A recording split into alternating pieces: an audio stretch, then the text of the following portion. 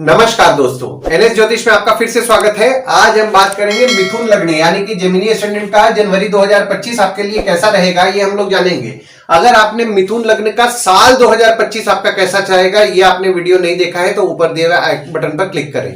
देखिए, ये वाला जो भाव होता है, इस भाव को लग्न भाव कहते हैं। इस भाव पे अगर 3 नंबर लिखा हुआ है तो ये मिथुन लग्न वाले जातकों की पत्रिका है। आइए देखते हैं शुरुआती तौर पे कौन कौन से ग्रह आपके किस किस भाव में बैठे हुए हैं। तो मंगल आपके दूसरे भाव में बैठे हुए हैं, केतु आपके चौथे भाव में बैठे हुए हैं, बुध आपके छठवें भाव में बैठे हुए हैं, सूर्य आपके 7वें भाव में बैठे हुए हैं, चंद्रमा आपके 8वें भाव में बैठे हुए हैं, शुक्र और शनिदेव आपके 9वें भाव में बैठे हुए हैं, राहु आपके 10वें भाव में बैठे हुए हैं और गुरु आपके 12वें भाव में बैठे हुए हैं।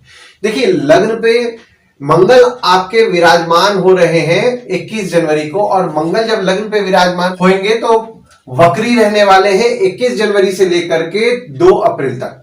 और मंगल आपके 11वें भाव के स्वामी हैं और आपके 6वें भाव के स्वामी हैं, जो कि लग्न पे 21 जनवरी से विराजमान हो रहे हैं।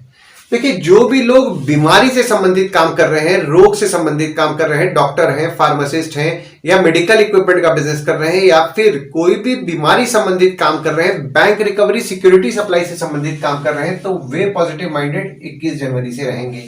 हालांकि देखिए, आपके लग्न पे मंगल विराजमान है तो आपके पराक्रम को निश्चित तौर पर अच्छा रखेंगे, मान सम्मान की आपको प्राप्ति दिलाएंगे और धन से भी आपको संपूर्ण करने वाले हैं। और आपके लग्न के स्वामी आपके 6वें भाव में विराजमान है। देखिए, 6वें भाव में जो लग्न के स्वामी आपके विराजमान है ना, तो आपका फोकस आपके कॉम्पिटिटर यानी कि शत्रु या कॉम्पिटिटर पर रहेगा। अपने हेल्थ को लेकर के आपका फोकस रहेगा। और जब आपके लग्न के स्वामी आपके 7वें भाव में 4 जनवरी से लेकर के 23 जनवरी तक विराजमान रहेंगे, तो आपकी स्पाउस को लेकर के आपका फोकस रहेगा। भागीदारी में काम करते हैं, भागीदार को लेकर के आपका फोकस रहेगा। और वहीं जब आपके लग्न के स्वामी आपके 8वें भाव में 24 जनवरी से विराजमान होंगे, तो 24 जनवरी से आपके ससुराल वालों को लेकर के आपका फोकस रहने वाला है और अचानक धन लाभ के बारे में आप सोचेंगे भी। वहीं दूसरे भाव में आपके मंगल विराजमान है और आपके दूसरे भाव के स्वामी आपके 8वें भाव में विराजमान है 1, 2, 29 और 30 तारीख को। देखिए, दूसरा भाव जो होता है वो होता है आपके वाणी कुटुंब कोष का होता है। दूसरे भाव में आपके मंगल विराजमान है और कर्क में जो मंगल विराजमान है वे नीच के हो जा रहे हैं। तो जनवरी में शुरुआत के 20 दिन के लिए आपके अचानक धन हानि और अचानक धन लाभ के योग बना रहे हैं। परिवार के सदस्य की थोड़ी बहुत तबियत बिगड़ सकती है, गला संबंधित कुछ परेशानियां आपको हो सकती हैं। और आपके दूसरे भाव के भी स्वामी आपके 8वें भाव में 1, 2, 29 और 30 तारीख को विराजमान हो रहे। तो देखिए, 1, 2, 29 और 30 तारीख को आपको पैसा सोच समझ करके खर्च करना है, अनवांटेड खर्चे से बचना है, क्योंकि यहाँ पे देखिए कुछ ऐसा सडन कुछ आपका खर्चा निकल सकता है जिसके कारण आपके सेविंग से खर्च हुए। तीसरे भाव में आपके कोई ग्रह नहीं है, पर यहाँ पे देखिए शनिदेव की दृष्टि आपके तीसरे भाव में पड़ रही है और आपके तीसरे भाव के स्वामी आपके 7वें भाव में विराजमान है। देखिए, तीसरा भाव जो होता है वो होता है आपके स्वयं के पराक्रम, धैर्य, छोटे भाई बहन, पड़ोसी, डेली के प्रवास का होता है। शनिदेव की दृष्टि आपके तीसरे भाव में पड़ रही है 17 जनवरी 2023 से, और 29 मार्च 2025 तक शनिदेव की दृष्टि आपके तीसरे भाव में पड़ेगी। तो शनिदेव की दृष्टि आपके तीसरे भाव में पड़ रही है, तो पराक्रम में थोड़ी बहुत आप कमी महसूस कर रहे होंगे। हालांकि देखिए, यहाँ पे आपकी स्पाउस या फिर आपके भागीदारी में आप काम करते हैं, तो स्पाउस और भागीदार से आपको हिम्मत मिलेगी और धैर्य की प्राप्ति हो रही होगी 14 दिसंबर से लेकर के 13 जनवरी तक। और जब आपके तीसरे भाव के स्वामी आपके 8वें भाव में 14 जनवरी से विराजमान होंगे, तो देखिए पराक्रम में थोड़ी बहुत कमी आप महसूस करेंगे। छोटे भाई बहन की स्वास्थ्य थोड़ी बहुत बिगड़ सकती है, छोटे भाई बहन की स्वास्थ्य का आपको ध्यान देना है।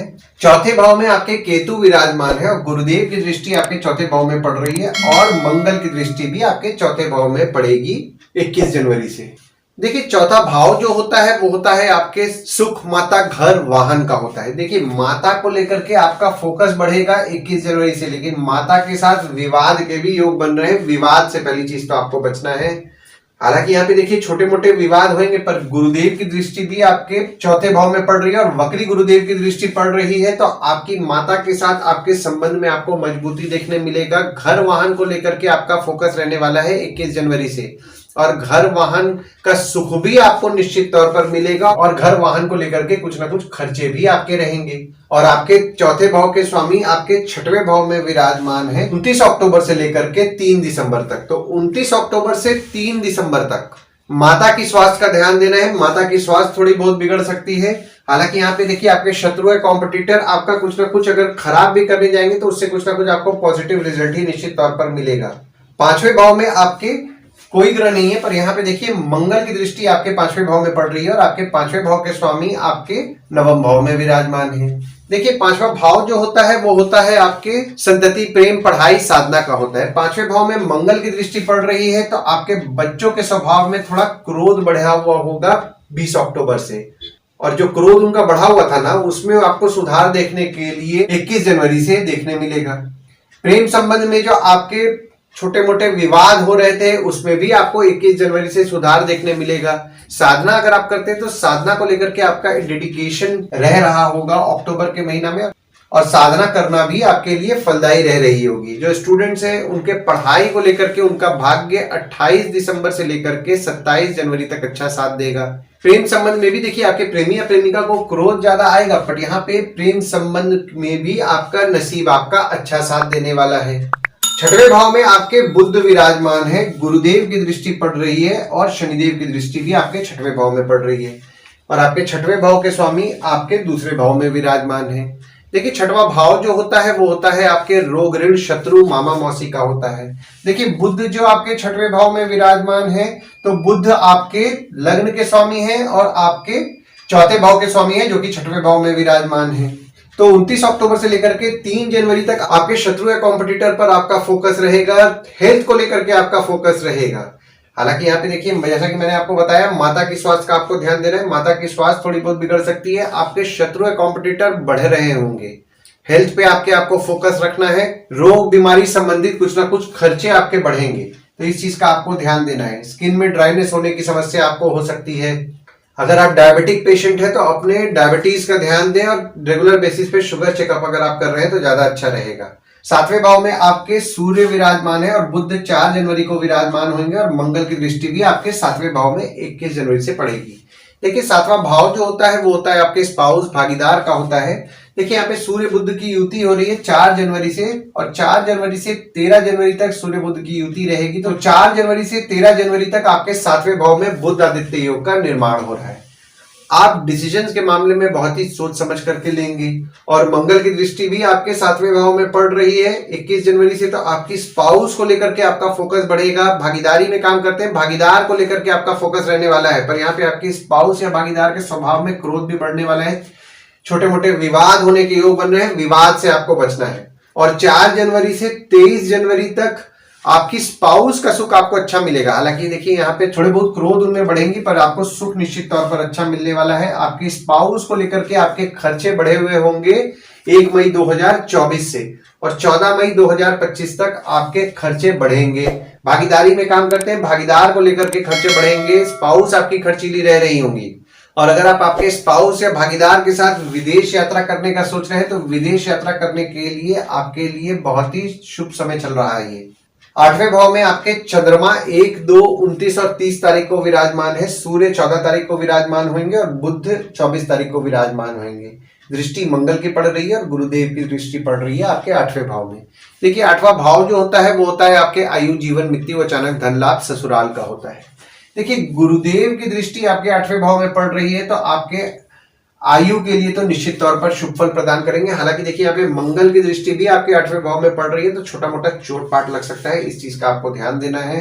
बुध आदित्य योग जो आपके 8वें भाव में बन रहे हैं ना सूर्य बुध की युति से 24 जनवरी से, देखिए बुध आदित्य योग को अष्टम भाव में तो अच्छा नहीं माना गया है, और चंद्रमा भी 1, 2, 29 और 30 तारीख को विराजमान रहेंगे। तो चंद्रमा 1, 2, 29 और 30 तारीख को विराजमान रहेंगे तो थोड़ा सा मन आपका अशांत रह सकता है 1, 2, 29 और 30 तारीख को। हालांकि देखिए अष्टम भाव में आपके गुरुदेव और मंगल दोनों की दृष्टि पड़ रही है तो आपके ससुराल वालों के साथ आपके संबंध में मजबूती आपको देखने मिलेगा, पर यहाँ पे उनको क्रोध ज्यादा आएगा, छोटे मोटे विवाद हो सकते हैं, विवाद से बचना है। और आपके 8वें भाव के स्वामी आपके नवम भाव में विराजमान है 17 जनवरी 2023 से, और 29 मार्च 2025 तक विराजमान रहेंगे। तो आपके ससुराल वाले आपके लिए लकी रहेंगे।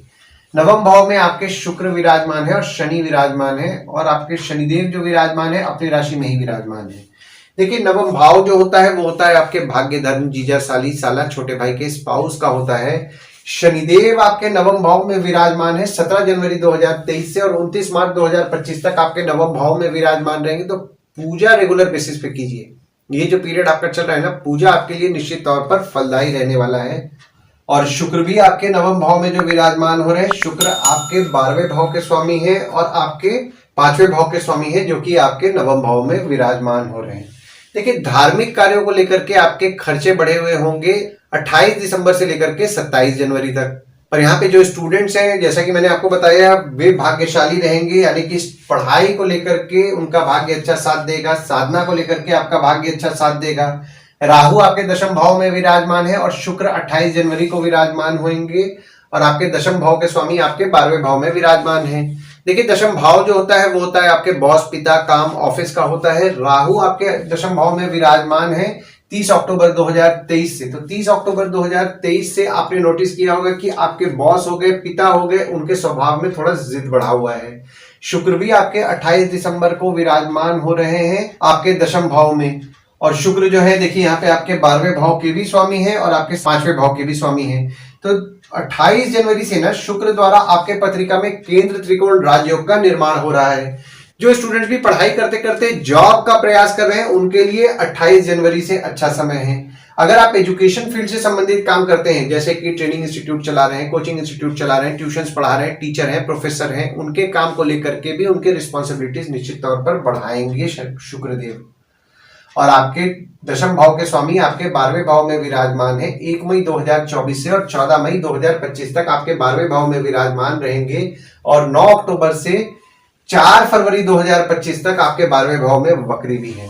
देखिए, जो भी लोग विदेश संबंधित काम कर रहे हैं ना, उनके तो लाभ के योग वैसे तो 1 मई 2024 से बने हुए हैं। और यहाँ पे देखिए, जब गुरुदेव भी वक्री हो रहे हैं 9 अक्टूबर से 4 फरवरी 2025 तक, तो आपको निश्चित तौर पर आपके काम में आपको बढ़ोतरी देखने मिलेगा।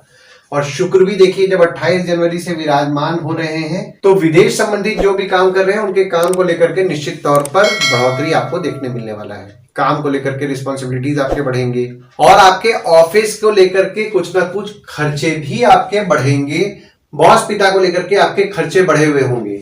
11वें भाव में आपके कोई ग्रह नहीं है, पर यहाँ पे देखिए शनिदेव की नीच की दृष्टि आपके 11वें भाव में पड़ रही है और आपके 11वें भाव के स्वामी आपके दूसरे भाव में विराजमान है। देखिए, 11वां भाव जो होता है वो होता है आपके आय, यानी कि इनकम, दोस्त, पहचान के लोग, कम्युनिकेशन, बड़े भाई बहन का होता है। देखिए, शनिदेव की नीच की दृष्टि आपके 11वें भाव में पड़ रही है, तो पैसा जैसा आप एक्सपेक्ट कर रहे हो वैसा पैसा तो आपको नहीं मिल पा रहा होगा।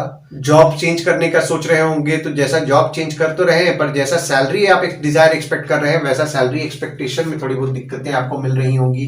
व्यापार कर रहे हैं, पैसा आने का हो रहा है, पर पैसा टूट टूट के मिलने की संभावनाएं बना रहे हैं। हालांकि यहाँ पे देखिए, मंगल आपके 11वें भाव के ही स्वामी है, जो कि आपके दूसरे भाव में 20 अक्टूबर से विराजमान है और 20 जनवरी तक आपके दूसरे भाव में विराजमान रहेंगे। तो जो भी आपका पैसा आएगा उससे सेविंग्स आपके निश्चित तौर पर होंगे। और वहीं जब आपके 11वें भाव के स्वामी आपके लग्न पे 21 जनवरी से विराजमान होंगे, तो आपको मान सम्मान की प्राप्ति कराएंगे, धन से आपको संपूर्ण करेंगे। 12वें भाव में आपके गुरुदेव विराजमान है और आपके 12वें भाव के स्वामी आपके नवम भाव में विराजमान है। देखिए, 12वां भाव जो होता है वो होता है आपके खर्च, जेल, फॉरेन, हॉस्पिटल, मोक्ष का होता है। अगर आप विदेश जाने का प्रयास कर रहे हैं, तो देखिए, एक तो गुरुदेव ही आपके 12वें भाव में विराजमान है, तो विदेश जाने के आपके प्रबल योग बना रहे हैं और वक्री भी हैं। और आपके 12वें भाव के स्वामी आपके नवम भाव में भी विराजमान रहेंगे 28 दिसंबर से लेकर के 27 जनवरी तक। तो 28 दिसंबर से 27 जनवरी तक विदेश जाने के लेकर के आपका भाग्य आपका अच्छा साथ देने वाला है। तो इस चीज का आप ध्यान दीजिए, अपने काम पे मेहनत बढ़ाइए, क्योंकि ये जो पीरियड आपका है आपको निश्चित तौर पर पॉजिटिव रिजल्ट आपके विदेश जाने के योग में देने वाला है। और जब आपके 12वें भाव के स्वामी शुक्रदेव आपके दशम भाव में 28 जनवरी से विराजमान होंगे, तो अगर ऑफिस की तरफ से भी विदेश जाने का प्रयास कर रहे हैं, तो यहाँ पे देखिए, हो सकता है कोई ना कोई प्रोजेक्ट्स आपको ऐसा कुछ मिल जाए जिसके कारण कि विदेश आप जा पाए, क्योंकि यहाँ पे विदेश जाने का आपके प्रबल योग बना रहे हैं शुक्रदेव और गुरुदेव दोनों। और गुरुदेव आपके 12वें भाव में विराजमान है, तो रोग, बीमारी संबंधित आपके खर्चे बढ़े हुए होंगे। लोन लेने से आपको बचना है, अनवांटेड खर्चे नहीं करना है, क्योंकि आप अनवांटेड खर्चा करेंगे, लोन लेंगे तो थोड़ी बहुत दिक्कतें हो सकती हैं, इस चीज का ध्यान देना है। हॉस्पिटल, बीमारी संबंधित आपके कुछ ना कुछ खर्चे बढ़ाएंगे गुरुदेव, इस चीज का भी आपको ध्यान देना है। आइए गुड डेट्स और बैड डेट्स के बारे में बात कर लेते हैं। तो गुड डेट्स वो डेट्स हो जाते हैं जिस दिन अगर आप कोई नया काम शुरू करना चाह रहे हैं, कोई कंपनी में आपके एग्रीमेंट हो रहा है, कोई कंपनी में आपके ज्वाइनिंग हो रही है, या फिर अगर आप कहीं बाहर जाने का प्लान कर रहे हैं, कोई भी अच्छा काम करना चाह रहे हैं, तो इस डेट्स को आप कंसिडर कर सकते हैं। तो डेट्स हो जाते हैं 3 से 9 तारीख, 12 तारीख, 13 तारीख, 19 से 23 तारीख, 26 से 28 तारीख और 31 तारीख।